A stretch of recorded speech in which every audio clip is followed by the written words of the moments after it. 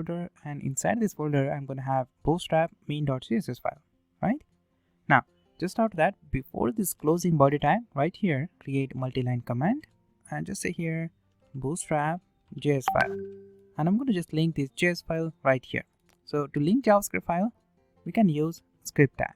In the source attribute, I'm going to specify JS folder and then select bootstrap.main.js file, right? So now I can use different bootstrap classes in this website. Now make sure you link this bootstrap file before this custom CSS file, because using this custom CSS file, we're going to override the default property of bootstrap. So keep in mind, you link this bootstrap before your custom file.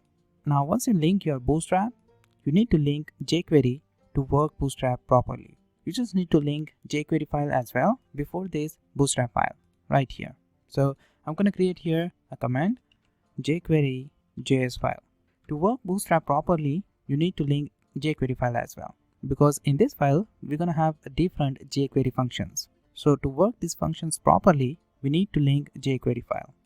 So what I'm going to do is I'm going to open a browser and just open a new tab and just get the jQuery files. I'm going to just open the jQuery.com website, and from this website I want to download this jQuery. So I'm going to click on this button, download jQuery, and I will just download this jQuery in my project.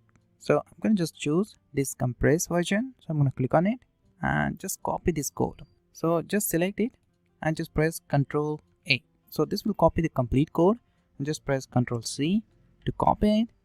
And inside your project in the JS folder right here, I'm going to create a new file, jQuery.3.4.1.js. I'm going to put all this code inside this jQuery file. So I'm going to paste that here. Now once I paste it, just save the changes and just close this file, because you don't need to worry about anything what we have inside this file. Now we just need to link this file before this bootstrap. So I'm going to link this file right here. So I'm going to say here script.